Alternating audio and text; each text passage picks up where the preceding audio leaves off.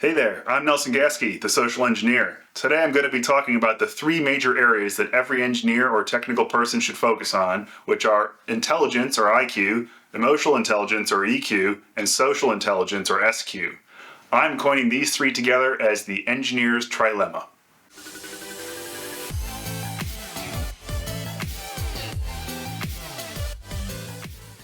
To make it into engineering, you have to have an above average IQ. The verdict is still out on how stagnant IQ is throughout your life, but there are some tactical systems you can put in place now to help you perform your personal best. Systemize, then optimize. If you're going to need to do something repeatedly, create a system to assist or to reduce friction for completing the task. You need to make a decision on when to systemize and when to just do the task, and that is something that comes with time on the job or overall experience. Back when I got out of engineering school over a decade ago, many people around me called me an emotional robot. I didn't know how I felt, I didn't know how those around me felt, and I didn't know how my actions impacted those around me. This led to me missing out on many important connections with those around me and kept me from getting promoted for several years.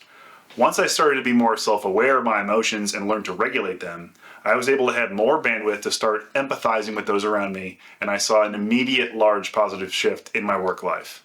If I didn't expend the effort to start becoming more conscious in my workday, I never would have started to get ahead in my career, and this new emotional intelligence has been paying massive dividends in my romantic life as well. I was reading a recent study about the highest output engineers in large organizations, and to no surprise, the top performers were the engineers with the largest network of people that could get things done when the time arose. The top performers were able to create ad hoc networks within the organization that crossed functions and use these networks when there was a time crunch to great success.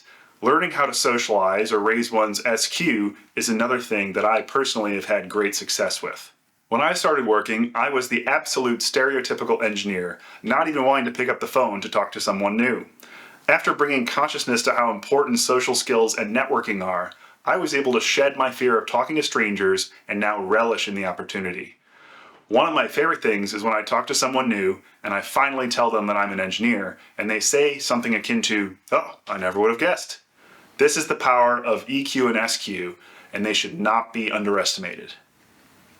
Bringing consciousness to the three facets of the engineer's trilemma, I started to see a huge difference in how those around me treat me, my career progression is picked up, and I have better emotional health. If you're interested in becoming a higher performer at your engineering job and avoiding the next round of layoffs, come join my social engineer network and learn how to tackle the trilemma head on.